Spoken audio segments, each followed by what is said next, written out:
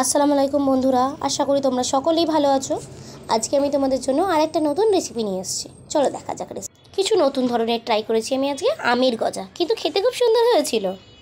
নতুন হতে পারে রেসিপিটা, যেহেতু এটি আম দিয়ে তৈরি, তার জন্য আমাদের আম তো লাগবেই, এটা তো আর বলার নেই। তোমরা তো সবাই আম দিয়ে তৈরি বহুত কিছুই খেয়েছো। কোনো দিন কি কোনো আমের গজা খেয়েছো? আমের লস্যি, আমের শরবত, আমের ফুলুরি সব কিছুই তো খেয়েছো। এই রেসিপিটা বানাতে আমি দুটো আম নিয়ে নিয়েছি।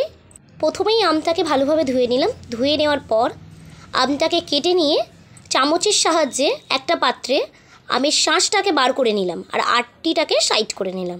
করে নেওয়ার পর আমটাকে ভালোভাবে ম্যাশ করে নিলাম। ম্যাশ করে নিয়ে তার মধ্যে 1 চা চামচ নুন দিয়ে দিলাম। সেটাকে ভালোভাবে মাখিয়ে নেওয়ার পর তার মধ্যে 1 বাটি ময়দা দিয়ে দিলাম। দিয়ে দেওয়ার পর তার মধ্যে 1/2 চা চামচ কালো জিরে দিয়ে দিলাম। এবার ডোটাকে ভালোভাবে মাখিয়ে নিতে হবে হাতের সাহায্যে। এবার আমাদের ডো পুরোপুরি রেডি। পর আমাদের ছোট ছোট লেচি কেটে পরোটার মতো বেলে নিতে হবে গোল গোল করে। এইভাবে আমি ঠিক 5টা পরোটা বানিয়ে নিয়েছি।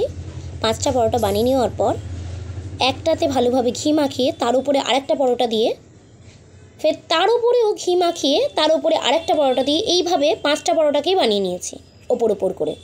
তারপরে এটাকে ভালোভাবে রোল করে নিয়েছি। রোল করে নেওয়ার পর একটা ছুরির সাহায্যে ভালোভাবে এটাকে কেটে নিতে হবে। কেটে নেওয়ার পরেই এটা একটা গজার শেপে এসে যাবে। এই দেখো কত সুন্দর। তারপর সবচেয়ে সহজ কাজ, যেটা সবাই জানে, গরম তেলে ভালোভাবে এটাকে ভেজে নিতে হবে। চলো ভেজে নেওয়া যাক। কড়াই একটু ওলট পালট করে মুচমুচে করে ভেজে নিলেই হয়ে যাবে।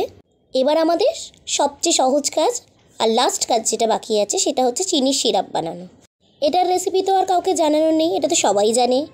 চলো ভালোভাবে একটা চিনির সিরাপ বানিয়ে নিই। বানিয়ে তার মধ্যে ভালোভাবে ভিজিয়ে রেখে কিছুক্ষণ সার্ভ করে দিই।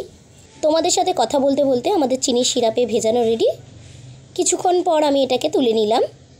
তুলে নিয়ে দেখো কত সুন্দর দেখতে লাগছে, রঙটাও খুব সুন্দর এসে গেছে। বাড়িতে কোনো রিলেটিভস এলে বানিয়ে দিলে কেউ জানতেই পারবে না এটা বাড়িতে বানানো। সবাই মনে করবে কেনা জিনিস।